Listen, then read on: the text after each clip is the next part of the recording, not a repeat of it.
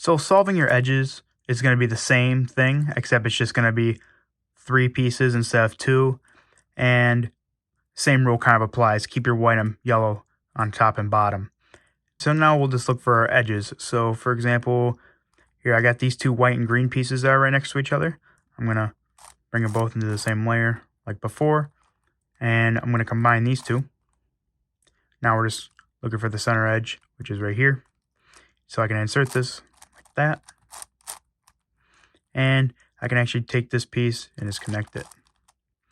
Now, like again, you're going to fill your top and bottom layer with solved edges. So I'm just going to take this edge, whatever random edge, and kind of just replace it. I'm going to put this in the top layer for now. If you run into a case like this, where the edge is solved, or all the pieces are together at least, but it's flipped, so it's not technically solved, that flipping algorithm from before that we learned on 4x4, we can actually use that to solve this. So what we can do is take this middle piece, kind of bring it out like by itself, keep these 2 together, do the flipping algorithm,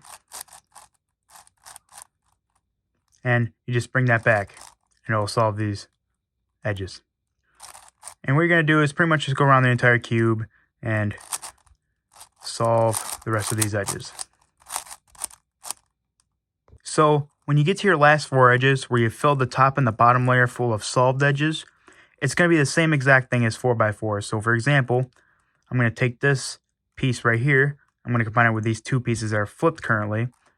I'm going to match this one up with this one. I'm going to do my flipping algorithm so these 2 pieces end up kind of down here. And then I can bring my center back, and it'll be solved. Same with this one. I can take this one, combine it with this, and then bring it back. And then usually your last 2 edges get solved at the same time. So if you end up with a case where all your edges are solved, and then you're kind of left with this thing again, you can actually use the 4x4 algorithm from OLL parity to solve this edge case here.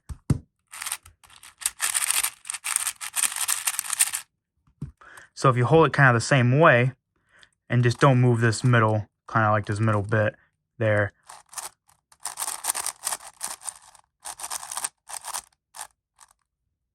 it solves it. And with 5x5, when you're on your 3x3 stage, you actually won't get a OLL or PLL parity because it's an odd number cube. This actually has a center. So you can just do 3x3 stage, however you like it. It doesn't really matter what method you use, just kind of however you would solve a 3x3.